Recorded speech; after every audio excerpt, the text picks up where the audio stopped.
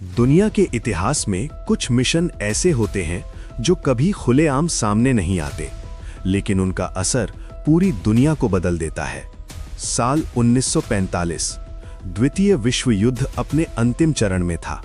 दुनिया जल रही थी और जापान अब भी हार मानने को तैयार नहीं था।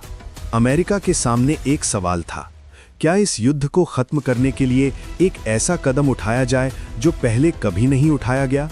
इसी सवाल से जन्म हुआ एक गुप्त मिशन का। नाम था मैनहट्टन प्रोजेक्ट।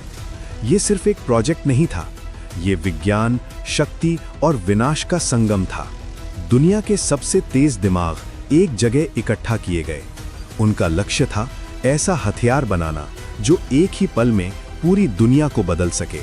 रेगिस्तान के बीच गुप्त प्रयोगशालाओं में दिन रात काम चल रहा था।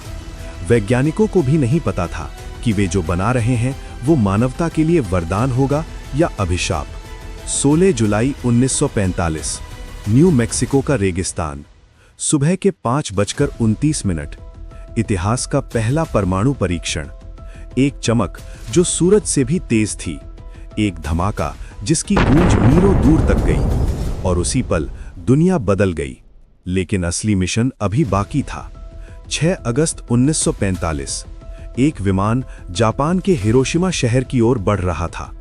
उसके अंदर था इतिहास का सबसे खतरनाक हथियार। नाम था लिटिल बॉय।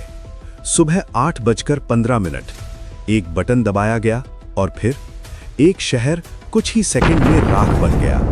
लाखों जिंदगियां एक पल में खत्म हो गईं। लेकिन कहानी यहीं खत्म नहीं हुई।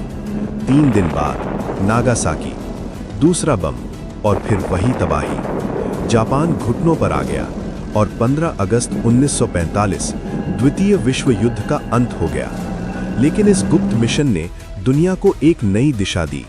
अब युद्ध सिर्फ बंदूकों से नहीं, बल्कि विज्ञान और तकनीक से लड़े जाने लगे। मैनहट्टन प्रोजेक्ट, एक ऐसा मिशन जिसने इतिहास को हमेशा के लिए बदल दिया। लेकिन सवाल आज भी वही है, क्या ये जरूरी था या ये मानवता की सबसे बड़ी गलती थी?